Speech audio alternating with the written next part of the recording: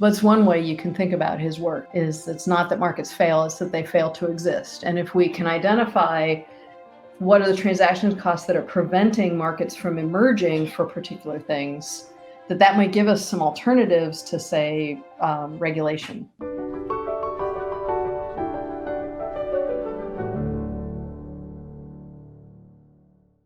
Hello, and welcome back to another installment of the Essential Scholars podcast. I'm your host, Rosemarie Fike, and today I'm going to be having part 2 of my conversation with Lynne Kiesling about the Essential Scholar, Ronald Coase. Lynne is a research professor in the College of Engineering, Design, and Computing at the University of Colorado, Denver, and the co-director of the Institute for Regulatory Law and Economics. She's also an adjunct professor within Northwestern University's Masters of Science in Energy and Sustainability program. Thank you so much for joining us again, Lynne. Oh, thank you. I really enjoyed part 1 of our conversation, and so today I hope we can talk a little bit more about modern applications of Coase's work and how Coase has influenced other scholars in particular, because his work really seemed to open up a lot of new, fruitful avenues of research. Yep. Yes, it did. And in particular, it's, one of the pervasive themes in Coase's work is that we live in a world that's full of transaction costs, and that when we as economists model, we do our economic theory and we model the world assuming away transactions costs, assuming away the institutional framework that we use that emerges because of transactions costs, we are missing a lot of the interesting questions. And so he, by his pointing that out very clearly, he kind of opened the door for a bunch of other scholars to take that in a lot of different and very fruitful directions. Yeah, he he's associated with how many other new schools of thought that kind of branched off of his work? Yeah, there was institutional and organizational economics, transaction cost economics, all the various and sundry. Because he, in addition to his 2, main papers he's most known for, The Nature of the Firm and The Problem of Social Cost, he's been very active in a lot of different areas that I guess we could categorize as in the complicated questions in economics. So the messier questions about maybe when the market doesn't work out so nicely, yep. Maybe what we would call market failures. Right. And one thing, and I often to this day, I think I literally used this in a meeting last week, that, if you want to have a real true Coasean perspective on quote unquote market failure, from a transactions cost perspective, he might argue it's not that markets fail, it's that markets fail to exist. That the pervasiveness of transactions costs means that we can't necessarily, markets don't always emerge to allow us to deal with all of the different social dilemmas. And so I think that's one way you can think about his work, is it's not that markets fail, it's that they fail to exist. And if we can identify what are the transaction costs that are preventing markets from emerging for particular things, that might give us some alternatives to, say, regulation. So one really interesting area where Coase kind of challenged conventional wisdom was with his work on lighthouses and public goods. So can you talk? So that would be a market that kind of maybe fails to exist when we're talking about true public goods. Can you talk a little bit about that? Yeah, and that's a really good example of the idea, because in the late 1940s, early 1950s, Paul Samuelson is developing and formalizing what has come to be known as public good theory. And public good theory is, and he was doing it all, systematically in a very formal mathematical framework. And this is one thing that I think a lot of non-economists who like to use this concept, they play a little fast and loose with the concept, and we as economists, it's incumbent upon us to try to be clear in our communication to keep that from happening. Because a lot of people think a public good is just something that creates benefits for more than just one person. Like, well, not exactly. There's a very strict technical definition of a public good. And public good has two characteristics. It has to be non-excludable, which means that if I produce the good, I can't exclude anyone else from consuming it. And it also has to be non-rival, which means that if, say, 10 people are already consuming the good and you add another person, that doesn't reduce the amount that's available for others to consume. And so the quintessential example of a pure public good in that sense is national defense. And the argument, so it's non-excludable because basically if you're defending the borders of a country, anyone who is within the perimeter of that country enjoys the benefits of national defense. And it's also non-rival because you can add additional people and everyone still gets the same amount of defense. And this is, this is kind of the real poster child example of a quote unquote pure public good. And the argument for government provision of pure public goods is that because they're non-excludable, you can have an additional person consume it without paying for it. That they just, waltz right in and consume it without paying for it. And so you would end up, if you go around and you try to get people voluntarily to pay for it, you might want to do that based on trying to figure out how much they're actually going to use. And this often comes up in questions like bridges. How much are you going to use the bridge? Oh, I only go over to the other side of town once a week, when really you are there 5 times a day. And so this is called the free rider problem, and that you have an incentive to understate your use of the good or the resource. And so therefore it's not enough revenue is going to be raised from it. And so the argument is that it will not be provided, not as much of it will be provided privately as would be quote unquote optimal. And so that's because if I'm trying to make a profit, why on earth would I put forth all that time and effort if everybody can just take what I produce and I can't capture those benefits? Exactly. And so traditionally, and this goes back, into the 18th century, traditionally the lighthouse, and so this idea of a public good really got codified and formalized and systematized in the 20th century, but in the mid 20th century by Paul Samuelson. But the general concept of the idea of public good had been around for a while. And so people are making kind of looser public good arguments for things like lighthouses. And so Coase very famously wrote a paper called The Lighthouse in Economics. And before Coase, economists really did use lighthouses as a good example of a public good, and said they were non-excludable and that they were non-rival because, if you have a lighthouse, all the ships that can see the light, benefit from the light. And if I come by in my little boat, you can't exclude me from the light from the lighthouse. And that it's non-rival because you can add more and more and more ships and not dilute the benefits of the lighthouse to the other ships.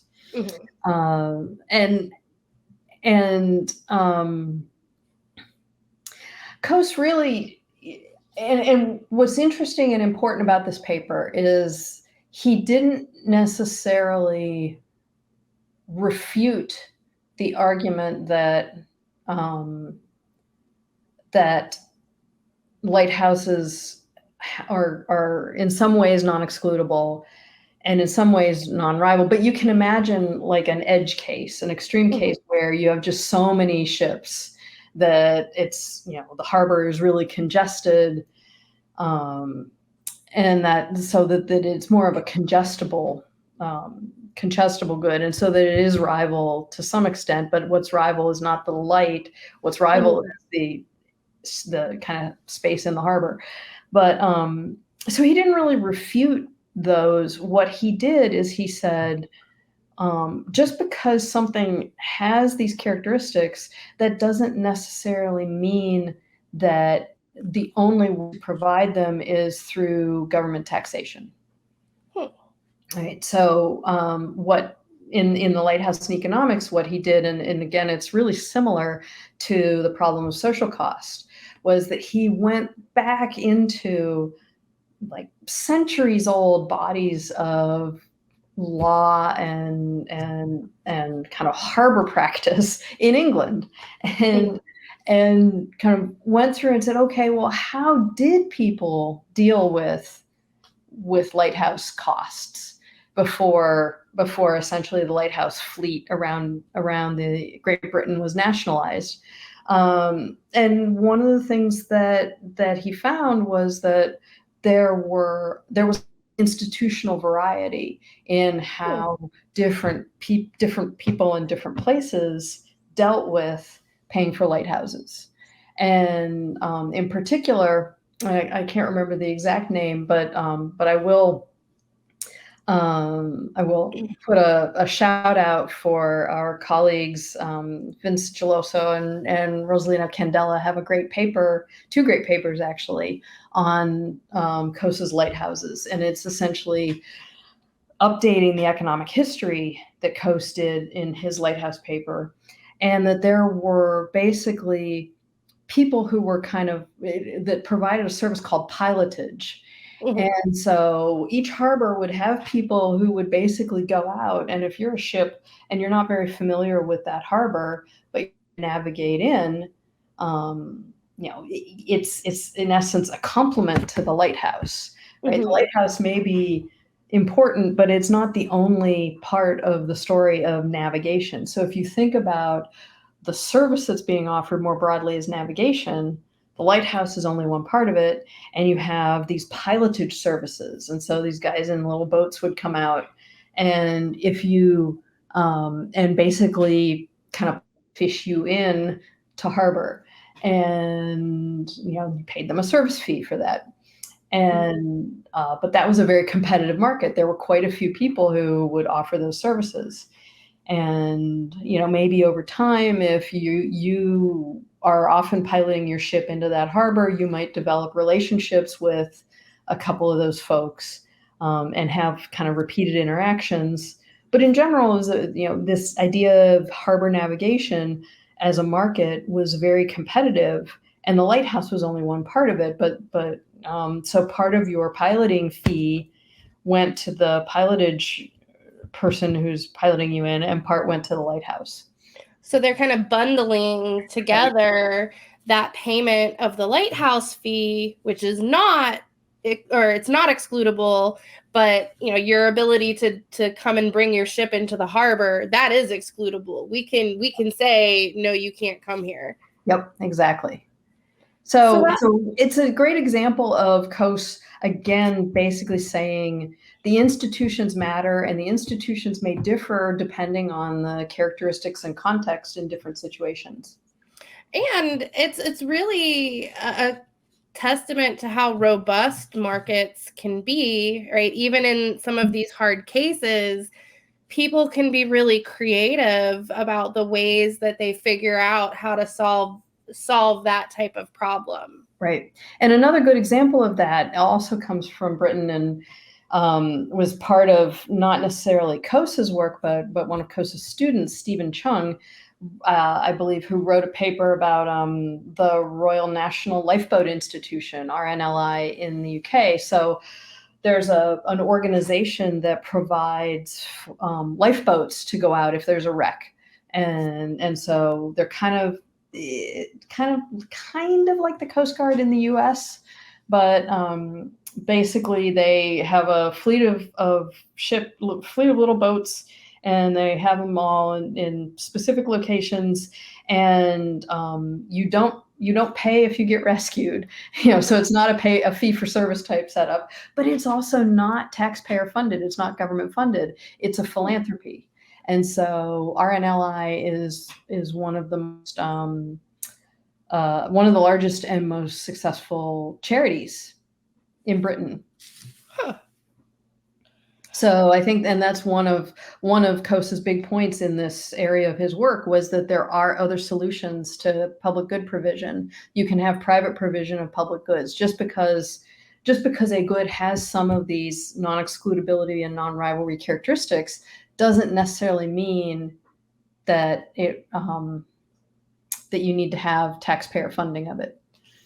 And I think what you said at the beginning, that this is a really challenging concept for a lot of students to understand. I know that when I talk about public goods in my classes, I first start by asking my students to name some things that they think are public goods. And they tell me a whole list of things that the government does, and none of them actually meet that technical definition of non-rival and non-excludable. And so the kind of average person assumes that we need more political involvement in those market spaces than what in reality might be the case. And then on top of that, Coase is talking about, even when we are talking about these rare public goods cases, we still don't always need to turn to the state to solve that problem. And I mean, one example that I always use with students is broadcast radio, right? Because broadcast radio is, absolutely non-excludable and completely non-rival. And yet we have two different funding models. One is advertising funding for commercial radio broadcasts. And then there's public radio, which is almost entirely supported by individual donations. It used to be supported more in the US by government grants, but those have really diminished as a funding source for public radio. And I'm a big free rider of public radio. I listen to public radio all the time, and very rarely do I actually donate during the pledge drives, but they've gotten clever. They've used some Coasean tactics. They bundle the donation. If I donate, then I might get entered into a drawing for some concert tickets or some exclusive memorabilia that I can't get anywhere else. So they're really, using these tactics to encourage us to voluntarily contribute. It's very Coasean. Yep. So one of the things I thought of when you were talking about this, creative ways that we might solve public goods issues, I was thinking about the work of Elinor Ostrom. She seems to be heavily influenced by Coase. Can you talk about maybe how her work built on what Coase had kind of laid out there for us? Oh yes. Try not to talk all day, because Coase, Elinor Ostrom is great. She's one of my sheroes. So Elinor Ostrom was not an economist, actually, trained as a political scientist, and worked much of her career at Indiana University, where she and her husband Vincent co-founded the Ostrom Workshop in Political Economy. And so they worked at the intersection of economics and political science, and very much came from this institutional perspective.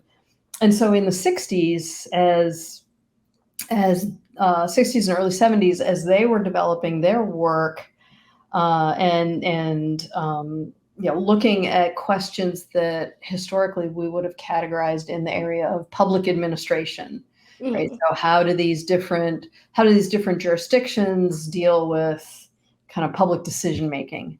But they are really coming to kind of this institutional diversity and the institutions matter type conclusions, separate from Coase's work, but then they really dovetailed. And Elinor Ostrom in particular really started, I think, picking up on a lot of the themes that are very transaction cost informed from Coase's work. But she is most famous for her work, her 1990 book, Governing the Commons, and then her subsequent work on basically on the question of what are the ways that people in communities discover and create to try to manage the decisions that they make and the uses they make of common pool resources. Mm-hmm. And so these common pool resources are things like that have very unclear property rights. So things like and networks. These days we would think a lot about networks as being an example of the kind of thing where you have people who are in a community using a network, but the benefit that they're getting from it is the fact that it's a shared resource. But some of her examples, irrigation systems. And I like irrigation systems as an example just because it really illustrates the fact that these common pool resources are different from public goods, right? So you still say within a community, you may or may not be able to exclude people from using the irrigation system. It'll depend on the kind of physical and topographical setting of the environment. And but in common pool resources, they may be non-rival, but only non-rival up to a point. And then you get to some point where, the kind of the capacity of the system, where if you take out another gallon of water from the system, that's one less gallon for me in a way that is really going to harm my rice farming. Right. Actually, in rice farming, we need to talk about acre feet. Gallons are a drop in the bucket. But by mentioning rice farming, that it gets to one of the other things that's really important about Ostrom's work is that she did, and it's something that was very congenial to Coase as well, is that she did a lot of different she combined multiple methodologies. So she definitely comes from a theory background and is happy to use game theory and to use laboratory experiments to kind of test the theory and say, okay, here's some ways we can kind of think about, how are these people managing their shared use of this irrigation system.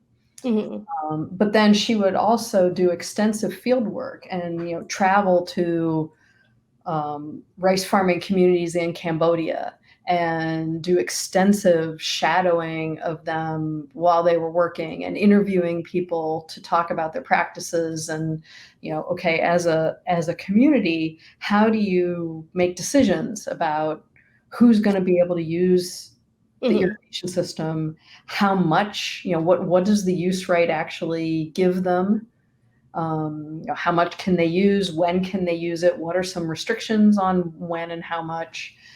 So all of those different contours of what is very, very complicated decision making, and in situations, because agriculture in particular and fishing is another great example that use Ostrom's work, where your ability to make a living is highly contingent on a whole bunch of factors that are outside of your control. And so any governance system that we come up with for our community has to be robust to the reality that some years there's going to be a bad harvest because of weather, or some years the fish reproduction is just not going to be high enough. And so we're going to have to deal with that scarcity, and we have to adapt, or plenitude in the opposite direction. We have to adapt to the fact that there are going to be these external changes, and how can we make the best use of the resource and still get along and live together as peaceable and responsible people in our shared community. And so I think Ostrom's work definitely draws on Coase and this idea of institutional diversity, and I think the focus on property rights and transaction costs and coming up with, communities basically coming up with bottom-up emergent institutions for self-governance Mhm. has been some of the most profound work of the past 50 years. And it's really fascinating because that blackboard economics that Coase is talking about suggests that this shouldn't be able to take place, or that it would be really, really difficult for these things to happen. Yet people are getting their hands dirty and they're figuring it out in unpredictable ways. Yes, exactly. So experimentation over the rules is something that seems to be important, right? So can you talk a little bit about this, like institutional experimentation? How do we foster that type of activity in an economy? How do we foster that institutional experimentation?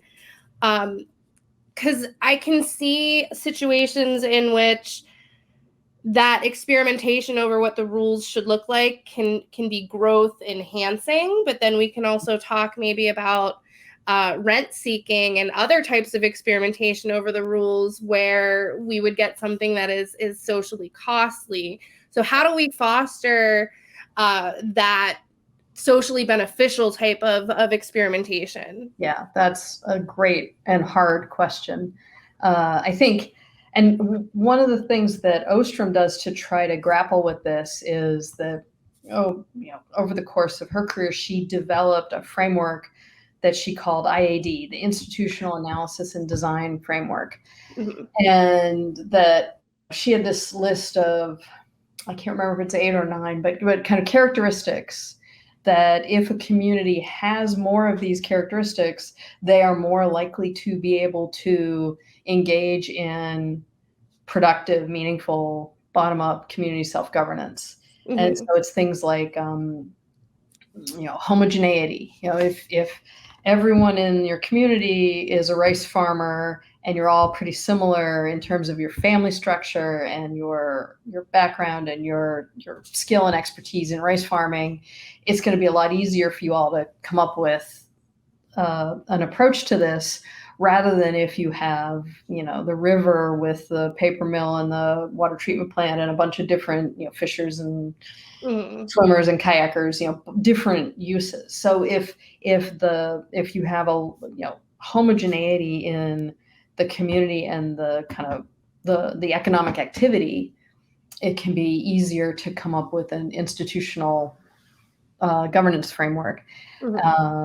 And community size is obviously another that up to a point, smaller communities can experiment, but then at the same time, if in smaller communities they're living closer to kind of closer to,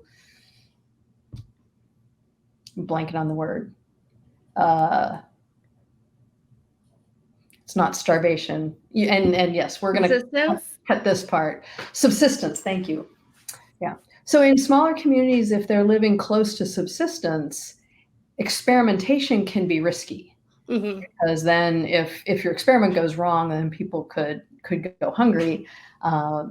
Would be bad. So I think there are always going to be these trade-offs, but that in larger communities, you're not going to be as likely to be able to experiment. And I think the diversity, kind of the diversity of economic activity and diversity of kind of mindsets, I will say, is another challenge, because then different people have different expectations for what they're going to achieve by setting up this governance framework, and may have different expectations for what kind of experimentation should or shouldn't go on.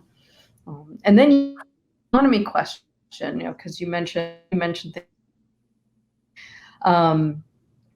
if different people have different expectations, but also if you have different degrees of political power within the community, and that, say, this group of people over here can lobby the community council to either take their experimentation in a certain direction or to not do any, then that kind of if it would benefit that group of people, then that kind of rent seeking can really stifle experimentation. Or if there are, and this relates to my own work, if you have parties who are beneficiaries of the status quo rules as they are, and so they really don't want to see changes, and so they're not necessarily going to encourage experimentation. And if those folks have political power, then they can use that power to try to undermine experimentation. So we get what Tulloch called the transitional gains trap scenario. Yep. That is a problem that is difficult to escape. Yes, it is. I feel like my entire body of work right now is in the transitional gains trap, because there's a lot going on in energy industries that status quo incumbents are very interested in maintaining the status quo, and it's becoming clear to more and more people that they want to move away from the status quo. And so we're dealing with that right now. They're going to fight tooth and nail to keep their position. So I did want to ask a little bit about, let me think of how I want to frame this. So one of the things that you mention in the Essential Ronald Coase is the issue of holdups, the holdup problem. And so I wanted to make sure we talk a little bit about that, because that what that is and what kind of problems it brings up, because that's something that people bring up time and time again as kind of an impediment to this, bottom up type of negotiation process. Can you talk a bit about what that problem is and how it manifests and how we can maybe deal with it? Yeah, and this strand of work that builds on Coase really is coming out of his 1937 paper, The Nature of the Firm. And so he's asking, in The Nature of the Firm, he's asking, if we're talking about the production of goods and then the exchange of goods, buyer and seller, but in particular the production of goods, why do firms exist? Why not just have kind of independent private contracts? And I pay this group of people to, and he's doing this in the context of having done a whole bunch of field work in automobile factories in the U.S. in the 1930s. Why don't I just pay a bunch of people, just kind of spot market wages to come in and build cars? And you can think there's a lot of reasons why you wouldn't want to do that. You want continuity, you want to have some certainty. And he argued that at its core, the managerial challenges of structuring complicated production like automobiles is a transaction cost problem. And that having the things like long-term employment contracts, and where you organize a hierarchy, which is in his thinking, a firm is a hierarchy where you have managers and they manage the other employees and make sure that their tasks are all coordinated in ways that at least in theory minimize the cost of producing the goods in the. And so one thing that can happen to when the follow-on question is, okay, so what does that firm look like? Is that firm just doing one thing, or is it also organizing? Does the firm own the kind of upstream input process, Mm-hmm. and does it own kind of a downstream retail presence? And so right now, these days, a good example of that, what we would call vertically integrated firm, would be Apple, right? Because Apple doesn't own, they have factories and plants for where people put together and assemble the devices. They don't necessarily own, the lithium mines for the battery and, all of those kind of inputs, but they own the manufacturing facilities, and they have the Apple Store. Right? They have both physical, bricks and mortar retail outlets, but then also the Apple Store, that Mm-hmm. where you can get your apps and software and so on. And so they are vertically integrated between manufacturing and retail. And then there are other forms of vertical integration where you integrate upstream into the producers of the inputs into your product. And so you own the input manufacturing as well as, the product that you're manufacturing. And so these forms of vertical integration are ways to deal with transaction costs. Mm-hmm. And one of this holdup question is a great example of that. And so if you, there's a famous example that Coase and some other economists in the 70s analyzed from automobile manufacturing, which is General Motors buying the car body manufacturer, Fisher Body. So initially, General Motors was, they were contracting with Fisher Body to make the bodies of their cars. But over time, the bodies of the cars became more and more and more brand specific. Mm-hmm. And so that meant that the production of the input was the body, fabricating the body of the car that you're going to basically slip on over the engine and the chassis and everything. And so over time, General Motors wanted more and more General Motors specific characteristics of the bodies they were producing. And initially, the Fisher Body and General Motors was an independent, market contract, but then GM wanted more and more GM specific terms in the contract.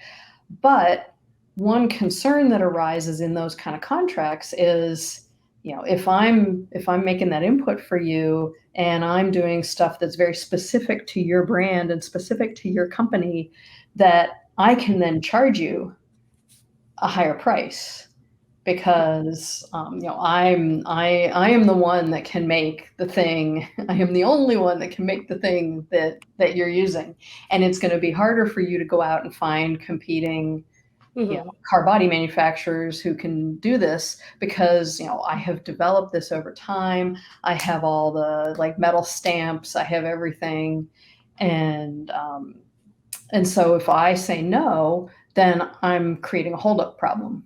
Mm-hmm. And so typically one of the ways that you can deal with this is, and this is what we saw happen in the GM case, is you buy your supplier, and so GM buys Fisher Body. And so one argument for having that kind of vertical integration is that by buying your supplier, you're internalizing that input manufacturing process, and you're reducing the likelihood that they're going to hold out and charge you a higher price. So we can contract around it. We can figure out ways to overcome that. Yeah. And the kind of holdout, that's a bit of the holdup problem. And I want to mention another scholar who was inspired by Coase, who's very important in this area, and that's Oliver Williamson.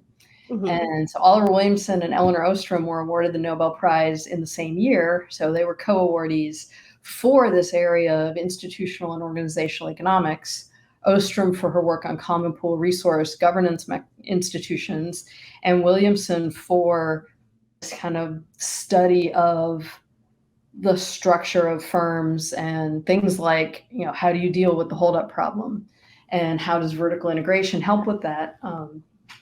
So Williamson's work is really important here as well. So before we run out of time, I always like to ask, what do you think is the most misunderstood idea of Coase? I think I know what you might say, but what would you like to set the record straight about? Well, you're probably right. There's just a couple of things that, one thing that I think is misunderstood, and one thing that I think is underappreciated. So I'm going to kind of slide that in if you want. So the thing that I think is misunderstood is the Coase theorem. That is exactly what I thought you were going to say. And admit it, it's a pet peeve of mine. And so and especially a pet peeve of mine from the years I spent teaching principles of microeconomics, because most textbooks will say, Coase is famous for the Coase theorem, which says, in the absence of transaction costs, it doesn't matter how you assign the property rights, but the parties will be able to bargain to the outcome. Like, okay, great. Sure. And I think the more and more you read the problem of social cost, the more you realize that, he's very explicit about it, that Coase's interest is not in that kind of question. Coase's interest is in the question of, okay, transaction costs are pervasive in social settings. How do we deal with them? And, what are some ways that we can reduce transaction costs to better enable that kind of bargaining? But, this question of, in the absence of transaction costs is completely, he sets it up in like one paragraph in the article, and it's kind of a straw man foil for him to pivot around. And here I have to say I'm going to be quite critical of George Stigler, who was, despite all of Stigler's other, profound and important work, here I don't think he did any of us a favor, because he's the one who basically articulated, quote unquote, the Coase theorem and popularized it that way. And Stigler was influential enough that now a lot of people think that is kind of Coase's main contribution. I'm like, no, it's kind of the opposite of what he was focusing on, period. You need to read past the first page of that paper. The rest of the paper is all about how the world is full of transaction costs. Right, exactly. So what was the other idea that you think is underappreciated? Well, so the other thing that's underappreciated, and here I think it's, and some of this is a generational thing, and some of it is probably just kind of Coase specific, because I think we've evolved in a direction where we now cite our sources a little more extensively than even was done 70 years ago. And so throughout Coase's work, you don't have to look very hard to see the influence of his interactions with Hayek. Mm-hmm. Even though he cites Hayek in his work occasionally, but you can see Hayek's insights influencing his logic even when he doesn't cite him. And so, like, in the problem of social cost, Coase is making very knowledge-based, very epistemic arguments for approaches that focus on reducing transaction costs and allowing parties to bargain, because he frames bargaining as a discovery process, and that bargaining is the process through which parties learn what the least cost way is to deal with this harm that's being created through the interaction. And I think that kind of epistemic characteristic of Coase is not as fully appreciated as I think it should be. And I think it shows up in some of his other work as well. That and that, for example, he does some work on monopoly and durable goods monopoly, and in that, the question is, when you have a high fixed cost industry, how should pricing happen, and how should goods be priced to get the quote unquote efficient outcome? And he really is kind of making a very dynamic, very knowledge based set of arguments there, as well as in his social cost work. And so I would give a shout out to that. Well, thank you so much. For those who are interested in learning a lot more about Ronald Coase, at the very end of the Essential Ronald Coase book, you have a great list of resources for people who might want to read more. Did you want to give a shout out to any of your work, any blogs, any podcasts that might be related that people might want to take a look into? I think the resources that are on the Essential Scholars website are the places I would start. Another good resource for Coase and Coase related information is the website for the Society for Institutional and Organizational Economics, SIO. It's SIOE.org. And this was Coase co-founded CO with Doug North and Oliver Williamson, and so it's really an outgrowth of Coase's influence, and is a very strong area of research. Well, thank you so much for joining us, and I really appreciate learning more about this very essential scholar, Ronald Coase. Thanks, Rosie. This was a great pleasure. You've been listening to Essential Scholars, a new podcast series that explores the ideas and insights of some of history's most influential thinkers. If you've enjoyed today's episode, please be sure to subscribe and head over to essentialscholars.org to learn more. See you next time.